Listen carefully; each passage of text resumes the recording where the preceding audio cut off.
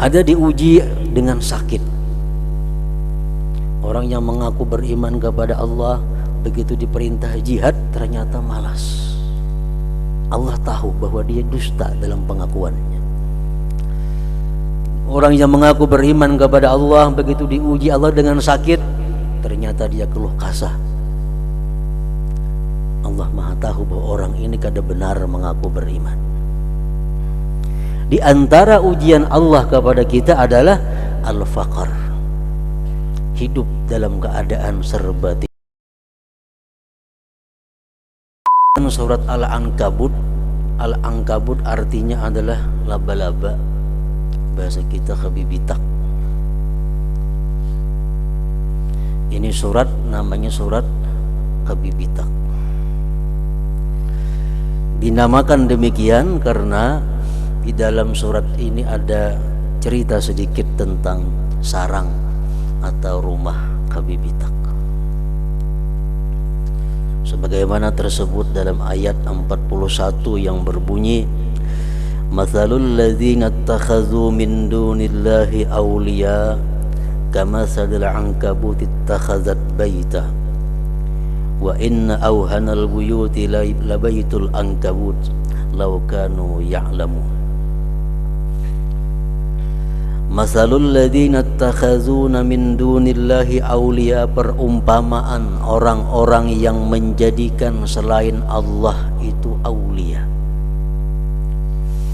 Orang-orang yang menjadikan selain Allah itu Tuhan, yang menjadikan selain Allah itu pegangan, yang menjadikan selain Allah itu tempat berpegang. Sebagaimana perumpamaan laba-laba yang membuat rumahnya.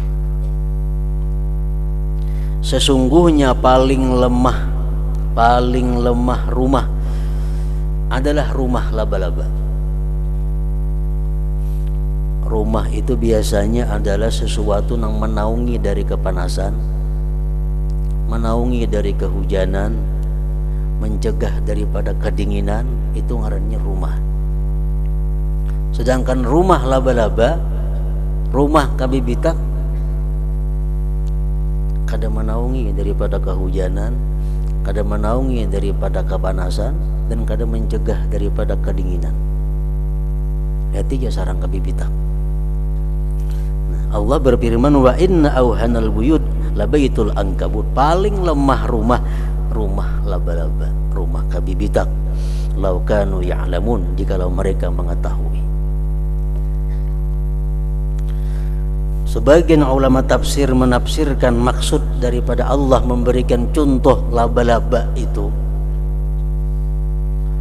ibadatul kuffar li ghairillahi ta'ala kabaitil ankabut.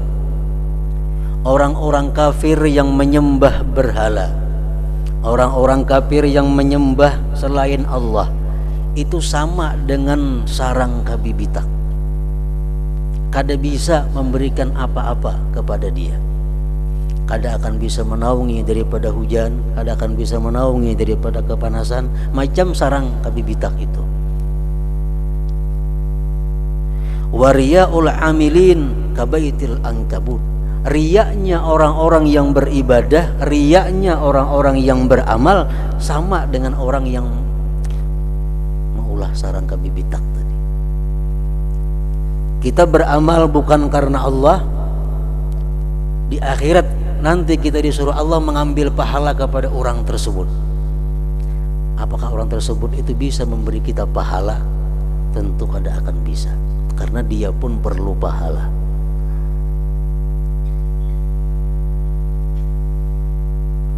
Wasiqatu ghairillah ta'ala kabaitil ankabut aidan, dan orang yang berpegang kepada selain Allah sama dengan rumah kabibitak juga. Kada kalau dipegang, rumahnya lemah. Orang yang berpegang dengan tentaranya, orang yang merasa kuat dengan kekuatan tentaranya, kalau sudah berhadapan dengan Allah hancur dan runtuh macam Fir'aun. Fir'aun sangat kuat, punya senjata tentara yang lengkap. Dia merasa tidak akan terkalahkan oleh siapapun. Nah, Fir'aun berpegang kepada tentara. Begitu menghadapi Allah, tentaranya hancur, Fir'aunnya mati. Qarun contoh, berpegang dengan hartanya. Qarun merasa jaya karena banyak punya harta. Qarun merasa berkuasa karena banyak punya harta. Qarun berbuat semaunya karena banyak punya harta.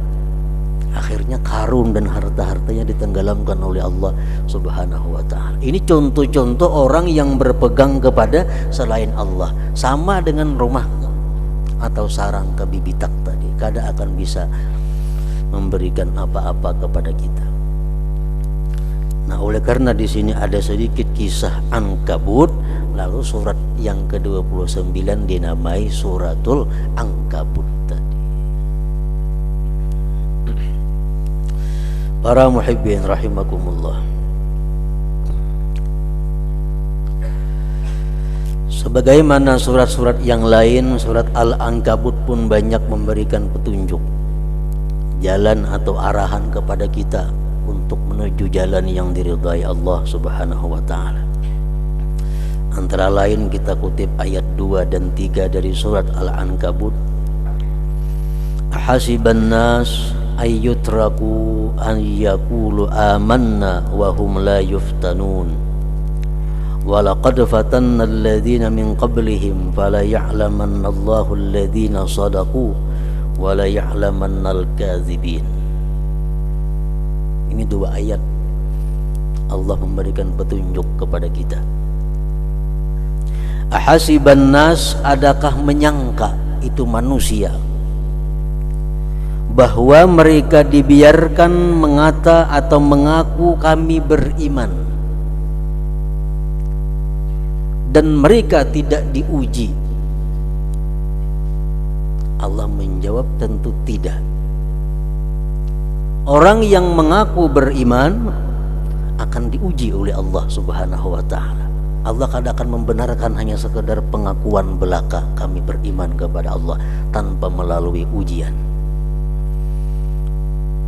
Hasiban nas ayyutraku ayyaqulu amanna wa hum la yuftanun walaqad fatanna alladhina min qablihim, sungguh kami telah menguji orang-orang sebelum mereka.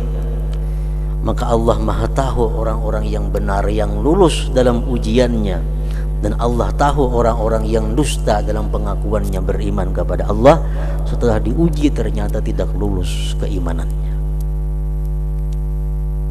Nah, semuaan kita mengaku merasa beriman dengan Allah Subhanahu wa ta'ala, baik di mulut, baik di hati. Kita mengaku amantu billah, aku beriman dengan Allah. Nah, kita mengaku itu Allah kadang akan membiarkan hanya pengakuan. Allah akan menguji kita agar kita sendiri tahu apakah iman kita benar atau kada. Bukan Allah supaya tahu, Allah sudah tahu mana nang bujur mana nang kada, cuma agar ampun diri tahu. Dikira asa beriman seorang padahal kada. Nah, kalau kada diuji, kita kada tahu diri kita apa beriman atau kada. Ujian yang diberikan Allah kepada orang-orang yang mengaku beriman tadi antara lain adalah jihad fisabilillah. Disuruh berperang, meninggalkan anak, istri, harta, membawa pedang untuk menghadap musuh, taruhannya mati. Diuji mereka untuk berjihad fisabilillah. Ada diuji dengan sakit. Orang yang mengaku beriman kepada Allah, begitu diperintah jihad ternyata malas. Allah tahu bahwa dia dusta dalam pengakuannya. Orang yang mengaku beriman kepada Allah, begitu diuji Allah dengan sakit, ternyata dia keluh kasah. Allah Maha tahu bahwa orang ini kada benar mengaku beriman. Di antara ujian Allah kepada kita adalah al-faqr, hidup dalam keadaan serba tidak cukup atau fakir. Fakir ujian.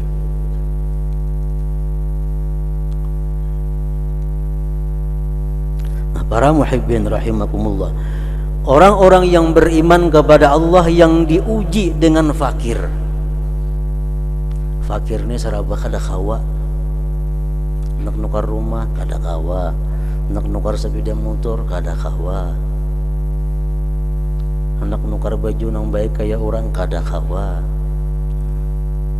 anak babini kada kawa, saraba kada kawa.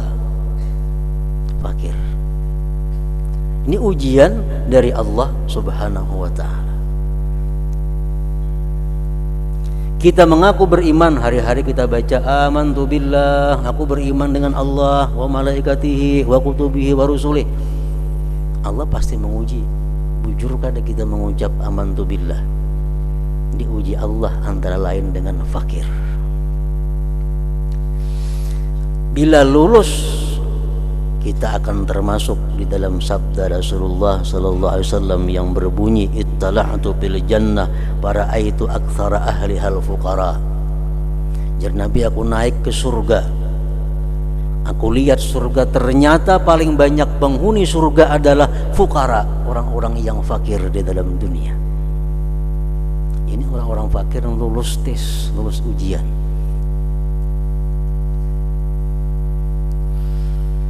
Apabila kefakiran itu kada lulus, seseorang kada lulus dalam ujian kefakiran, dia termasuk dalam sabda Rasulullah yang berbunyi kadal faqru ayyakuna kufra. Kefakiran itu hampir-hampir membawa kepada kekafiran. Banyak orang fakir jadi kafir karena tergoda dengan harta. Orang yang imannya lemah digoda dengan harta, pindah agama. Kadal fakru ayyakuna kufra. Nah, ini orang-orang yang tidak lulus ujian kefakiran. Rasulullah berdoa, Allahumma inni a'udzubika minal fakri wal qillati wal zillati. Ya Allah, aku berlindung dengan Engkau minal fakri, daripada fakir, wal qillah seraba sedikit, wazillah kehinaan. Nah, Rasulullah berlindung daripada pakir nang kada lulus uji tadi.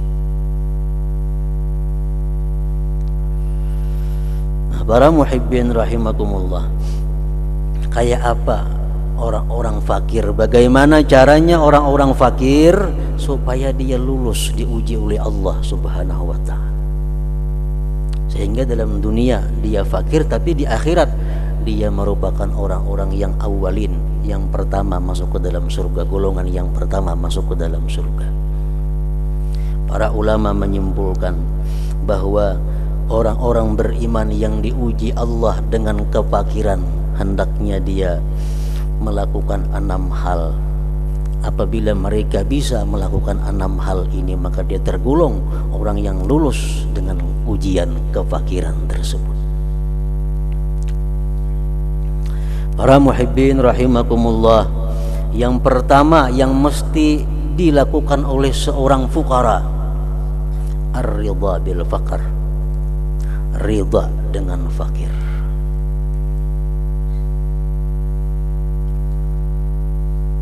Arti ridha apa? Setuju.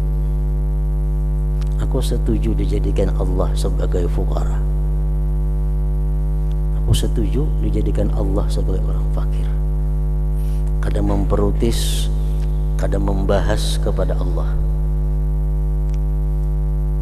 Ridha bil fakri, senang dijadikan Allah orang fakir. Rasulullah sallallahu alaihi wasallam bersabda, ya ma'syaral fuqara a'tullah ar-ridha min qulubikum tazfaru bi sawi faqrikum wa illa fala. Kata Rasulullah, wahai orang-orang fakir, berikanlah ridha kepada Allah dari hati kamu, niscaya kamu dapatkan pahala Allah Subhanahu wa ta'ala. Orang fakir, walaupun dia kada beribadah, walaupun dia kada beramal, tapi dia ridha dengan fakirnya, sudah pahala. Ujar Nabi kita, a'atullah ar-ridha min qulubikum, berikan kepada Allah ridha dari hati kamu, kamu dapat pahala fakir. Wa illa, jikalau tidak pala, maka engkau tidak dapat pahala. ada 3 macam kelompok manusia fukara yang menyikapi kefakiran. 1 baik, 2 sedang, 3 buruk. Dibalik bisa juga 1 buruk, 2 sedang, 3 baik. Yang pertama yang baik adalah ridha, dipakirkan oleh Allah. Hidup kada mau nang kaya orang, berdagang apa aja habis. Memang cirinya dalam jadi fakir. Mulai dalam parut sudah ditulis ini orang jadi fakir sampai mati. Dagang apa aja kada mau baik, rugi aja, banyak bisi hutang. Ini sudah ridha dengan kefakiran itu. Dan jangan minta kaya kepada Allah. Bila minta kaya berarti kada ridha dengan fakir ngarannya. Ya Allah, kaya akanlah hamba, berarti kada ridha dengan kefakiran itu.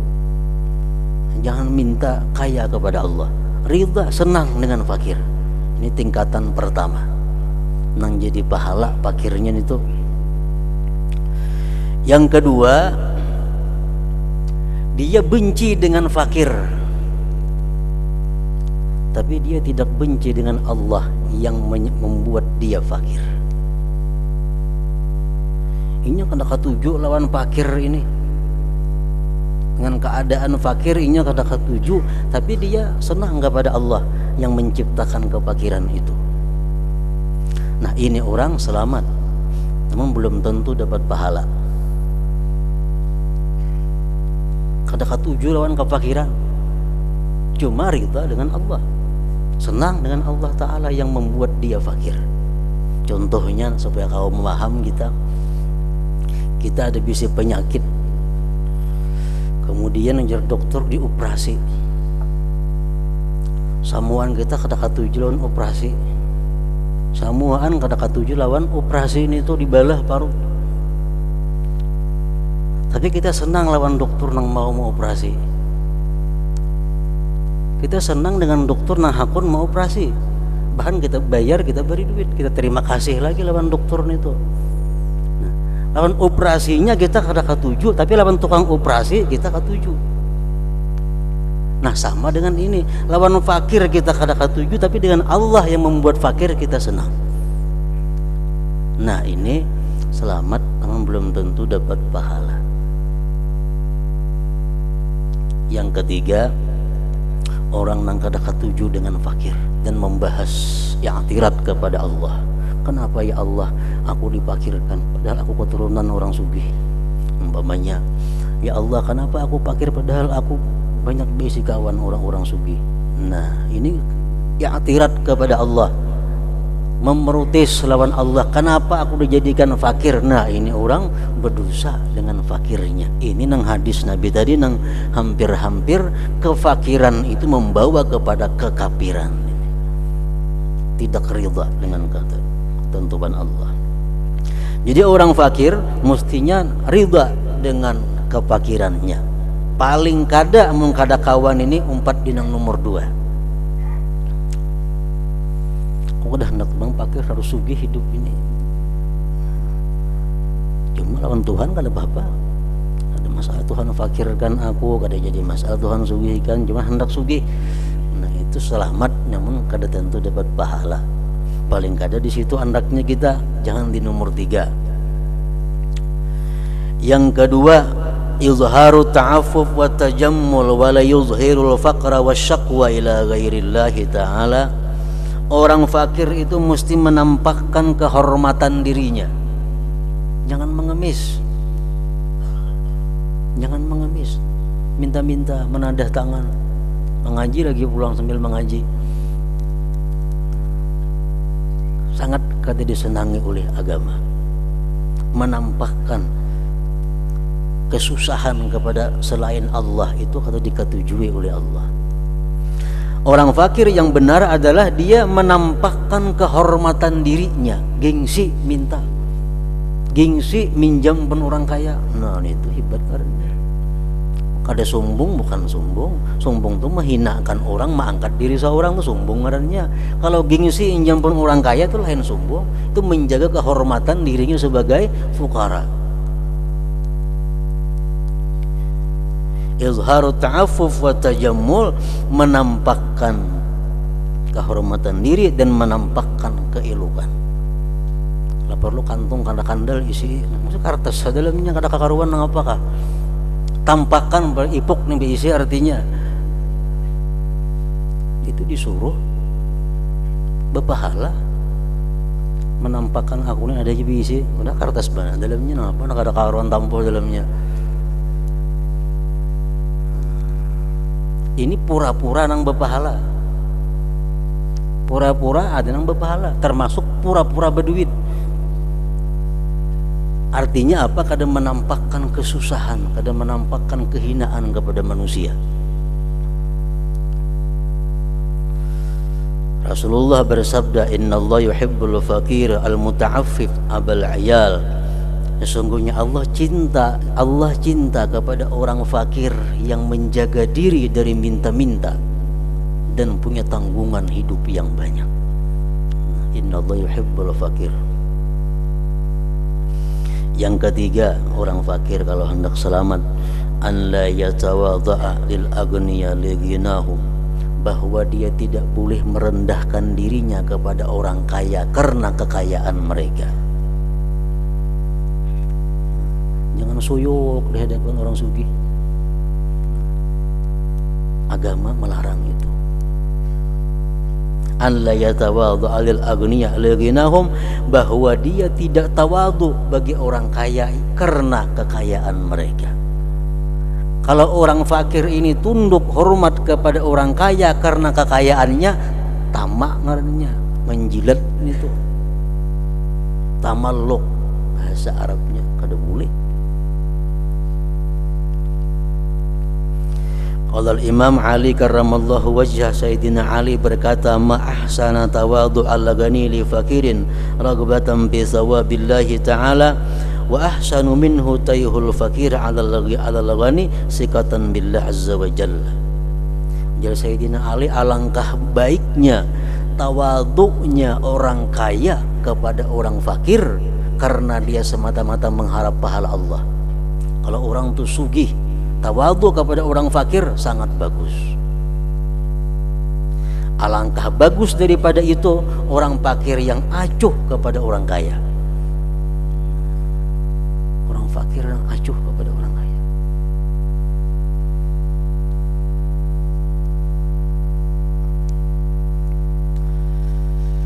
Yang keempat, an la yabtura bisababil faqri an ibadah wa sadaqah, bahwa orang fakir itu janganlah dia lemah beribadah, bersedekah karena kefakirannya.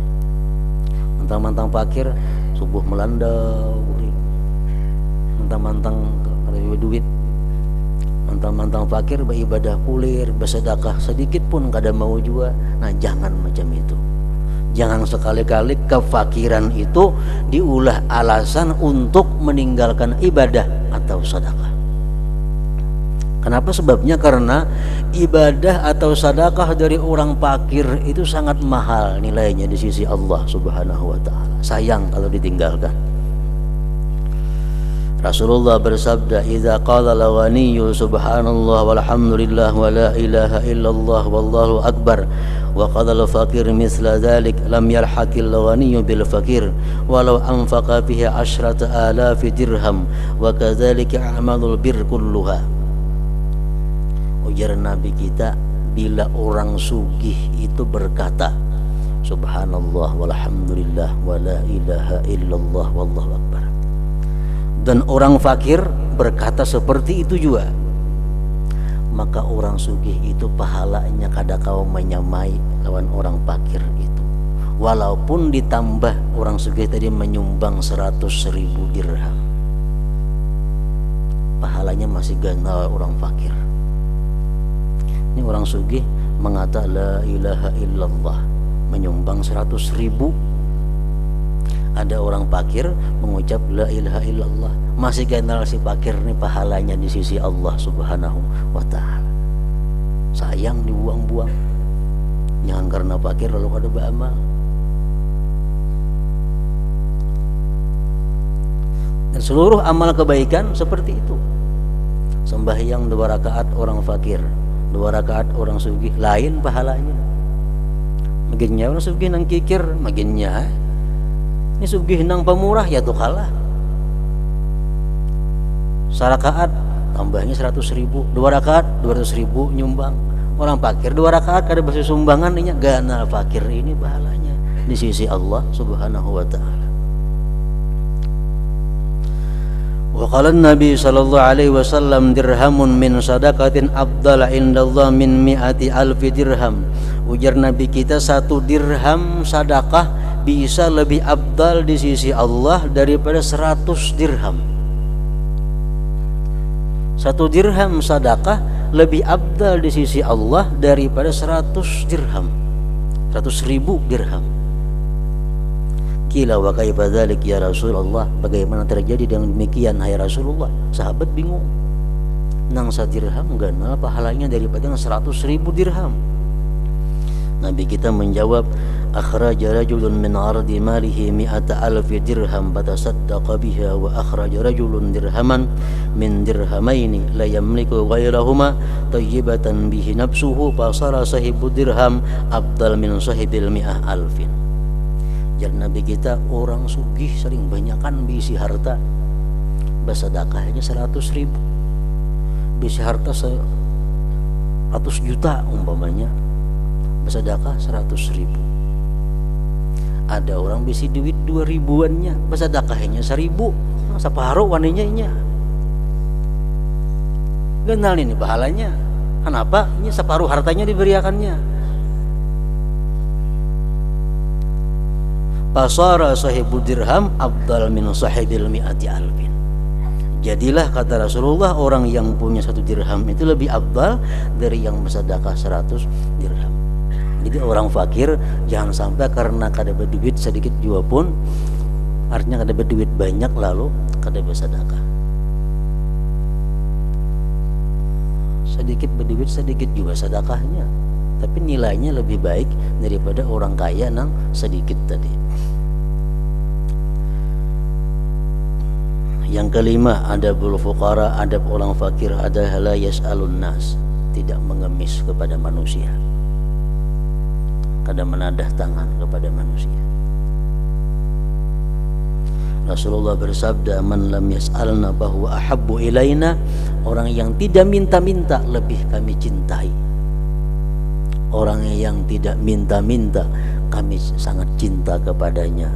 Bila Rasulullah sangat cinta, apalagi Allah Subhanahu wa ta'ala.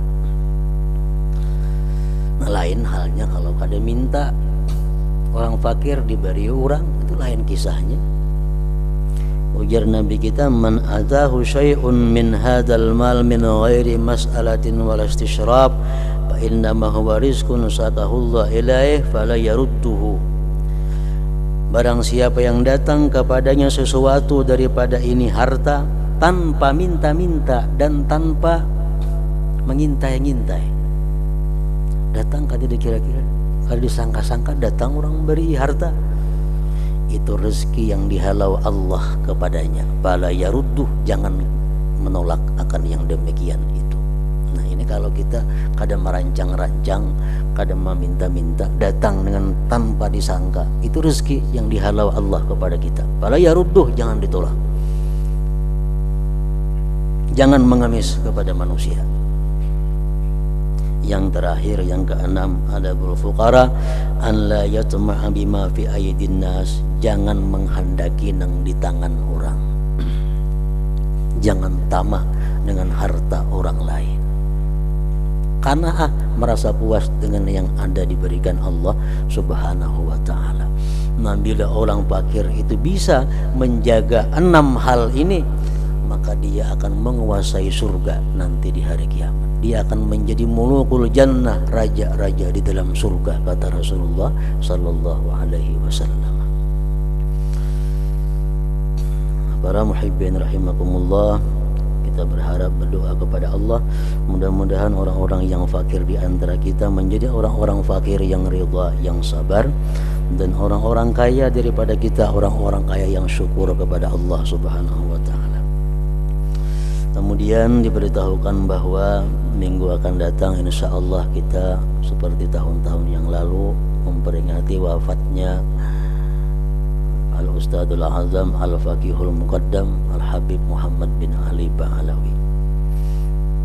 Dan diingatkan bagi jamaah yang memberikan sumbangan baik uang atau lainnya, supaya meniatkan itu pahalanya untuk Al-Faqihul Muqaddam dan kedua orang tua, dengan harapan agar kita dan kedua orang tua kita mendapat syafaat daripada beliau itu. Ila hadratin Nabi sallallahu alaihi wasallam. Al-Fatihah.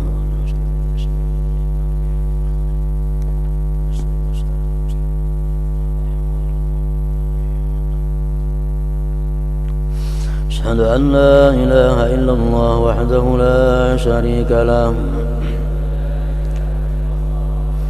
wa asyhadu anna sayyidana Muhammadan abduhu wa rasuluh. La ilaha illallah nastaghfirullah. La ilaha illallah nastaghfirullah.